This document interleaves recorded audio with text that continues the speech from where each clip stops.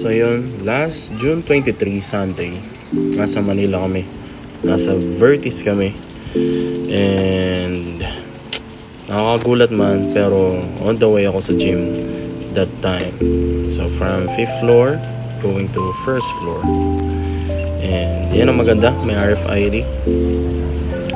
Going outside, may swimming pool, may table tennis, and then of course maganda yung view. And nandito na tayo sa gym. Treadmill lang tayo. At kung ano pa bang mga pwedeng gawin. Pero that time, I think 45 minutes, nakapag 45 minutes tayo mag-bike. Medyo maliit yung gym nila, pero okay lang, maganda naman yung mga equipments. At hindi naman tayo super gym boys talaga. So, yan lang. Then, hinila-hila ko rin yan. Kailangan natin magpapawis that day kasi daming kain. Papagalitan tayo ni coach pagka hindi tayo strict sa ating ginagawa. And then, dahil Sunday, dumiretso kami sa CCF. And then, message by CCF founder Peter Tanchi. Ganda ng message. Live out God's best for your life. Daming tao. I think this is the third or the second service of the day. Nakaka-bless. It was nice to visit CCF. Okay na po? May. Tapos And ito after rin naman. that, di pa tapos sa Sunday, dumiretso kami sa MOA para manood lang naman ng volleyball.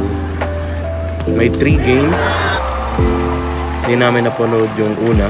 So, I think that was Germany and Iran. At 3-0 ng Germany and Iran. And then second game ito, itong Italy versus Brazil ata ito. Talo ang Brazil dito. Pero napakaganda ng laban. 3-2 ang naging final score during that time. Ganda. First time ko manood. And then grabe, sobrang dami ng tao. Lalo na nung Japan versus USA na. Although hindi naglaro yung mga malulupit talaga, I think labas na kasi yung result ng round robin dito. I don't know, pero yun, it was fun. And then ang dinner namin ay sa Fun Mart. First time namin experience ng ganito. Kukunin mo yung food and then ikaw magluluto, babayaran mo lang. Hindi siya mura, hindi rin naman ganun kamahal, pero it was fun. Enjoy kami. What a experience. Ayan. Kung magluluto, marami dyang nakasetup na ganyang cooking setups. And then, yun lang. Thank you.